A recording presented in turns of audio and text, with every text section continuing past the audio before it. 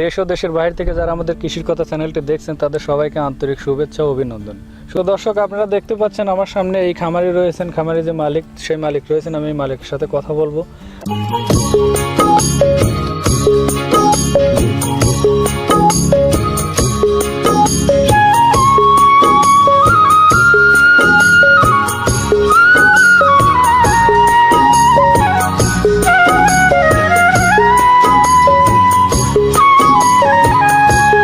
তো আপনার বাসাটা কোথায়? আর বাসা উলাট। উলাট। আপনি তো এই যে খোলা আকাশে আর কি হাঁস পালন করছেন, আপনি এটা কতদিন যাবত করতেছেন? বছর 5-6 বছর। 5-6 বছর। 5-6 বছর আগে আপনি কি করতেন? কৃষকের কাম করতাম। কৃষি কাজ করতেন। আপনি এই হাঁস পালনে আসলেন কিভাবে? হাঁস পালনে মানে একজন সে ওই হাঁস পালতে, সে করলে যে তুমি আমার সাথে বাচ্চার সাথে শেয়ার থাও, তার হাতে শেয়ারে থাই, মনে করেন যে 1 বছর তার হাতে থাই। মানে আপনি একটু শিখে গেলেন কিভাবে হাঁস লালন পালন করা লাগে, তারপরে আপনি নিজেই শুরু করলাম। এই যে আপনি 5-7 বছর হাঁস লালন পালন করছেন, এটা থেকে কোনো লাভ পাইছেন নাকি? উন্নতি তো আছে, অবশ্যই আছে, এই জন্য আপনি 5-7 বছর আর কি করতেছেন।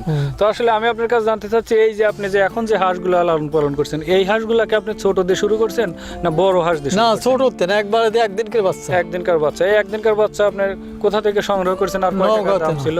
25 টাকা দাম ছিল, আনছি নওগাঁতে। নওগাঁ থেকে আনছেন, 25 টাকা করে পিস দাম ছিল।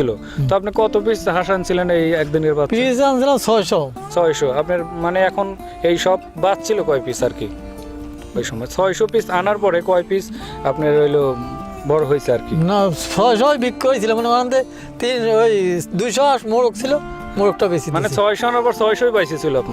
200 হাঁস মোরগ ছিল, আপনি মোরগটা বিক্রি করছেন আর এইগুলা রাখছেন। এটা তো ডিম উৎপাদনের জন্য রাখছেন। আর এই মোরগগুলো বিক্রি করছেন, মানে ওটাতে তো ডিম উৎপাদন করবেন জন্য আপনি এই বড় হাঁস রাখছেন। হ্যাঁ, এটা বড় হাঁস রাখছে। তো আপনার এখানে কি জাতের হাঁস আছে এগুলা? এনে আছে ক্যাম্বেল আছে আর চীন আছে। ও, ক্যাম্বেল জাত আর হলো চীন না? তো আপনার এই ক্যাম্বেল হাঁসের রাখার কারণটা কি? মানে ক্যাম্বেল হাঁস মানে ডিম বেশি দেয়। ক্যাম্বেল হাঁসের ডিম বেশি দেয়। কি পরিমাণ ডিম দেয় বছরে ক্যাম্বেল হাঁস? বছরে মনে করেন যে শামুক ধান ঘুম দেওয়া যায়, তো বছরে মনে করেন যে 9 মাসই ডিম দেয়। পুরা 9 মাস একভাবে ডিম দেয় নাকি? একভাবে ডিম, 2-1 মাসে 2-1 দিন গ্যাপ দিয়ে 9 মাস ডিম দেয় আর কি। এই হাঁসটা কতদিন যাবত আর কি লালন পালন করা যায়? আবার 3-4 বছর লালন পালন করা যায়। 3-4 বছর। তো আপনি তো এটা ডিমের জন্য আর কি করতেছেন? আপনার কি ডিম পাড়া শুরু হয়েছে নাকি? হ্যাঁ, ডিম পাওয়া শুরু হয়েছে। কি ডিম কি পরিমাণ পাচ্ছেন আর কি? ডিম পাচ্ছি এখন 224-25টা। 224-25 পিস। মনে হচ্ছে যে ডিমের মাত্রা একটু কম, এটার কারণ কি? ডিমের মাত্রা তো এতদিন মনে করেন যে ডিম ছিলই না, শামুক পাচ্ছে না, যার কারণে ডিমের মাত্রা কমে গেছে। এখন আবার মনে করেন যে শামুক পাকার ধান দেই আর গম দিচ্ছি, আবার ডিম আবার সবকে আসতেছে টুকটাক। মনে করেন শামুক পাচ্ছেন, এটা না পাওয়ার কারণটা কি? না পাওয়ার কারণ মনে করেন যে এর জুলা শামুক ধান যা ছিল তো খাওয়া শেষ করে দিতেছে। বাইরে আপনি চড়াইতে পারতেছেন, বাইরের যে যেখানে ধান টান লাগাইছে ওইখানে যাইতে পারতেছেন, মানে শামুক টামুক পাচ্ছে একটু কম, এই জায়গায় আর কি খাওয়াচ্ছে। এই জায়গায় খালি ঠেহারা লাগতেছে আর কি, অন্যখানে দেওয়া যাচ্ছে না। তো আর কি এই যে আপনি হাঁস লালন পালন করছেন, এটার তো আসলে তো সাধারণত রোগ ব্যাধি তো অবশ্যই হয়। তো রোগ টোক হলে আপনি কি করেন? রোগের ডাক্তার আছে। ও, ডাক্তার আছে। আপনার নিজে কি এগুলার পিছে আর মানে ওষুধ টষুধ কিভাবে খাওয়ান লাগে এটার প্রতি কোনো ধারণা আছে নাকি? না, এটা মনে করেন যে তারা সাজেশন দিয়ে দেয়, সেই সাজেশন মতন খাওয়ান লাগে। মানে ওই ডাক্তাররা যেভাবে বলে আপনি সেই ওষুধ নিয়ে এসে সেই অনুসারে খাওয়ান, তারপর দেখা যাচ্ছে ঠিক হচ্ছে। আপনার জানা মতে আপনি তো হাঁস অনেকদিন লালন পালন করছেন, আপনার হাঁসের কি সাধারণত রোগ ব্যাধি হয় কি রকম? মানে খুব বেশি না কম না কি রকম রোগ ব্যাধি? রোগ আগে মনে করেন খুব বেশি হইতো, আজ 2-3 বছর আর কি, 3 বছর না 2 বছরের দিন খুব কম হচ্ছে না? তো কাকা, আপনার যে এখন যে 224টি ডিম পাচ্ছেন আর কি 400 হাঁস থেকে, আপনি এখন কি লাভবান হচ্ছেন কি না? না, এখন মনে হয় মুহিম হচ্ছে। এখন মানে যা ওই ডিম পাচ্ছেন সেই ডিম বিক্রি করে এইটারই আর কি খরচ। হ্যাঁ, আমার লাভ হচ্ছে না। তো আপনার কখন লাভ হবে, কোন সময় লাভ হবে? কখন দেখো না, ধান দেবো না আর খোলা মার্কেটে চড়া বেড়ায় খাবি, সেখানে কিছু দেবো না, ডিম ওইসব বাড়বি, তখন কি পরিমাণ লাভ হতে পারে? একটা মনে করেন লাভ মোটামুটি ভালো লাভ হবে। ওই সময় দেখা যাচ্ছে আপনি এখন যে খাবারটা দিচ্ছেন, মানে আপনার খাবার সেটা আর দেওয়া লাগবে না, ওই সময় না, প্রাকৃতিক খাবারই হয়ে যাবে। ওর খাবার তো ওই গুছা নিবি, আর ডিম যা দেবে সেটা আপনি লাভের দেখা যাচ্ছে আপনার লোক রাখা আছে বা আপনি নিজে খাটতেছেন, আপনার ওইটার বাদ দিলে আপনি অনেক টাকায় লাভ থাকবে, অনেক টাকাই থাকবে। তো এই যে আঙ্কেল আপনি যে এই যে খোলা আকাশে হাঁস পালন করেন, আপনি এই হাঁস পালনে সাধারণত কোনো সমস্যা হয় নাকি, সারাদিনে বা রাত্রে কোনো সমস্যা হয় নাকি? রাত্রির সমস্যা মানে শিয়াল টিয়ালের সমস্যা, রাত্রে শিয়াল টিয়াল আসে, এই যে আপনি গেট দিয়ে রাখছেন তারপরেও কি সমস্যা? তারপরে সমস্যা হয়তো শিয়াল আসে আমদানি করে, মনে করেন যে ওই মাছ পালি রাত্রি ওটা লাগে, মানে দেখা যাচ্ছে যে শিয়াল এসে আক্রমণ করবে লাগে, আপনার হাঁস একটু শব্দ করে, আপনাদের গম টম ভেঙে যাচ্ছে, আবার কি হাঁসের একটা আক্রমণ করলে হাঁস একটু ডিমের মাত্রা একটু কম আসতে পারে নাকি? তো আর কি দর্শক, আমি একটু বলতে চাচ্ছি যে আমার আঙ্কেল যেটা বললেন সেটা হচ্ছে এই হাঁস রাত্রে যে ওনারা এই ঘিরে রাখতেছে, আপনি দেখতে পাচ্ছেন যে চার সাইডে যে নেট দিয়ে ঘিরে আছে, তারপরে এখানে শিয়াল বন বিড়াল আক্রমণ করে। তো এই আক্রমণ করার কারণে দেখা যাচ্ছে যে হাঁসের পর একটা আক্রমণ যখন করে হাঁস একটু শব্দ করে, ওনারা ঠিক মতন তো ঘুমাতে পারে না, হাঁস একটু ভয় পেলে হাঁসের দেখা যাচ্ছে যে ডিমের পার্সেন্টেজ হয়তো একটু কম আসে আর কি, মুরব্বী যেটা বলতেছে। তো আমি একটু মুরব্বীর সাথে আরও ক্লিয়ার হচ্ছে, এই যে আমি দেখতে পাচ্ছি যে এইখানে হাঁসের কিছু মানে কোটর পরে আছে আর কি, আবার হাঁসেরও কিছু হাঁসের দেখতেছি নেজ মানে পড়ে গেছে। তো এইটার কারণটা কি, আমি এইটা একটু শুনবো। তো আঙ্কেল আপনার এখানে যে হাঁস আছে, এই হাঁসের দেখতেছি আমি প্রায় প্রতিটারই মানে পালক পড়ে গেছে, এটার কারণটা কি? এটার কারণটা মনে করেন যে এনে হাঁস আছে, ওই মাথায় এক দল আছে, ওই ব্রিজের তলে এক দল আছে, হাঁস ধর মিশে যায়, মনে করেন মিশে গেলে তার হাঁস বাই করা যায় না, বাই করা যায় না, যার কারণে ওই আমার হাঁসের ওই গুয়ার নেস কাটি দেওয়া হয়েছে, আর একজনকে রং দিয়েছে, বিভিন্ন একজনে এক তাল আছে, যাতে ওর দলে গেলে আমার হাঁসটা বাঁচিয়ে আনতে পারে, আর আমার দলে ওর আসলে বাঁচিয়ে নিতে পারে।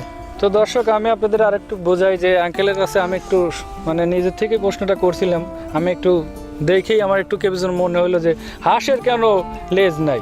তো আমি এটা প্রশ্ন করাতে আঙ্কেল যেটা আমার বললো সেটা হচ্ছে, আপনার এইখানে অনেক খামারই হাঁস লালন পালন করেন, মানে এক একজন এক এক পদ্ধতি অবলম্বন করে তাদের হাঁসগুলো লালন পালন করছেন, মানে হাঁসটা চেনার জন্য। এই আঙ্কেলের এখানে যে হাঁসগুলো আছে, এই হাঁসগুলো প্রতিটারই নেজের যে আপনার পালকগুলো সেটা নাই। এটার কারণ হচ্ছে যাতে ওনার হাঁসগুলো অন্য যে হাঁসের খামারি আছে তাদের হাঁসে ঢুকলে সেখান থেকে তার হাঁসটা জানি সে নিশ্চিত করতে পারে যে এটা আমার হাঁস, উনি ওইখান থেকে হাঁসটা যাতে সংগ্রহ করতে পারে, এই জন্য আর কি এটা করা। তো আঙ্কেলের যেভাবে খোলা আকাশের নিচে আপনারা হাঁস পালন করতেছেন, এই হাঁস পালন করার ক্ষেত্রে আপনাদের তো কীরকম শ্রমটা দেওয়া লাগে, কীরকম আর কি, মানে খাটা লাগে কীরকম? খাটা শ্রম তো দেওয়া লাগে সারাদিন, দিন রাত সমানেই শ্রম দেওয়া লাগে, দিন রাত সমানেই শ্রম দেওয়া লাগে। তো দিন রাত সমানে আমি তো আর কি অনেকেই মনে করে যে হাঁস লালন পালন করতে গেলে দেখা যাচ্ছে এই মাঠের মধ্যে সাইডে দিছে, হয়তো এক জায়গায় বসে আছে তো আছে, এটা কি সম্ভব? না না, এটা কোনো সম্ভব না। তো দর্শক, আসলে আপনারা যারাই হাঁস লালন পালন করবেন, হাঁস লালন পালন করার ক্ষেত্রে কঠোর পরিশ্রম করতে হবে, এটা আপনাকে মানতে হবে। যদি এটা মেনে আপনি হাঁস লালন পালন করতে পারেন তাহলে আপনি হাঁস লালন পালনে আসেন, আর যদি এটা না মেনে হাঁস লালন পালন না করতে পারেন তাহলে আপনি হাঁস লালন পালন করতে আসলে অবশ্যই লসের সম্মুখীন হবেন বা আপনি হাঁস লালন পালন করতে পারবেন না। আর আপনারা যারা হাঁস লালন পালন করবেন তারা আপাতত প্রশিক্ষণ নিয়ে হাঁস লালন পালন করেন, কারণ কেননা এই হাঁসটা কোনো অসুখ বিসুখ হবে কিনা আপনি সেটা আগে বুঝতে হবে, আর আপনি যদি এটা বুঝতে পারেন তাহলে আপনার দ্বারা হাঁস লালন পালন করা সম্ভব নাকি মুরব্বী? হ্যাঁ, এটা ঠিক কথা বলছেন। তো আপনি সেক্ষেত্রে হাঁস লালন পালন করার ক্ষেত্রে আপনি এটা যদি প্রশিক্ষণ নিতে চান, আপনি প্রত্যেকটা উপজেলা পানি সম্পদ অফিস রয়েছেন, সেখানে আপনি যান, হাঁসের প্রশিক্ষণ নেন। সেখান থেকে যদি প্রশিক্ষণ নাও নিতে পারেন, আপনার গ্রামে বা আপনার এলাকার আশেপাশে যে সকল খামারি রয়েছে সেখানে আপনি যান, সেখান থেকে প্রশিক্ষণ নেন, সেই প্রশিক্ষণ নেন বা তাদের কাছ থেকে পরামর্শ নেন, সেই পরামর্শ অনুযায়ী কাজ করেন, তাহলে আপনি হাঁস লালন পালন করতে পারবেন সঠিকভাবে।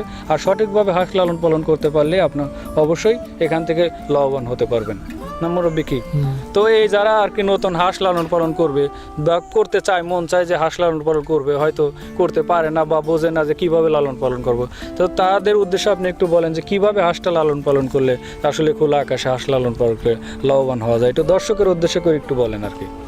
আমি বলবো, মনে করেন যে প্রথমে ছোট বাচ্চা একদিনকে বাচ্চা আনতে হবে, আনিয়ে তার মনে করেন যে ওই তারপরের দিন আনিয়ে চিড়ি খাওয়ানো লাগবে, চিড়ির পরে মনে করেন যে এই যে ব্রয়লারের খাদ্য আছে না, ছোটো খাদ্য মনে করেন যে ওই বাসনি দেওয়া লাগে, ও ঠুয়া খাবো, খাওয়ার পরে ধান দেওয়া একটু বড়, একটু 2-5-10 দিন গেল, তারপরে মনে করেন আর একটু মোটাটা দেওয়া লাগলো, প্রথম দিন ছোটোটা, তারপরে কেমনে একটু বড়োর দিকে যাবে, কেমনে দেবেন মোটাটা। তারপরে যখন মাস কাঁচা চলে গেল, ধান খাওয়া শিখে গেল, সেমন ধান দেবেন, ধান খাওয়া আর এর মাঝে যে ওষুধ পানি দেওয়া লাগে, এটা মানে আর কি দেওয়া লাগে? ওষুধ পানি তো মনে করেন দিদি ডাক্তাররা আর কি বলে দিচ্ছে। হ্যাঁ, এর মানে ডাক্তাররা যদি বলে যে দেখা যায় একটা মোরগ মুরগি তোমার ঠ্যাং ন্যাং দেওয়া গেছে, কি জুমতেছে, সেটা তখন ডাক্তারাই সাজেশন দেবে যে এটা খাও। আচ্ছা, ঠিক আছে, বুঝতে পারছি। তো আর কি আমি আপনার কাছে জানতে চাচ্ছি, যারা হাঁস লালন পালন করবে ভাবতেছে, হাঁস লালন পালন করে কি আসলে লাভবান হওয়া সম্ভব মানে হওয়া যাবে কিনা আর কি জানতে। হ্যাঁ, নিশ্চয়ই হওয়া যাবে, মানে খাটনি করলে মজুরি আল্লাহ দিবেই। তার মানে সঠিকভাবে যদি সে কেউ হাঁস লালন পালন করে, মানে সঠিকভাবে পরিচর্যা করে, তাহলে অবশ্যই সে লাভবান হতে পারবে।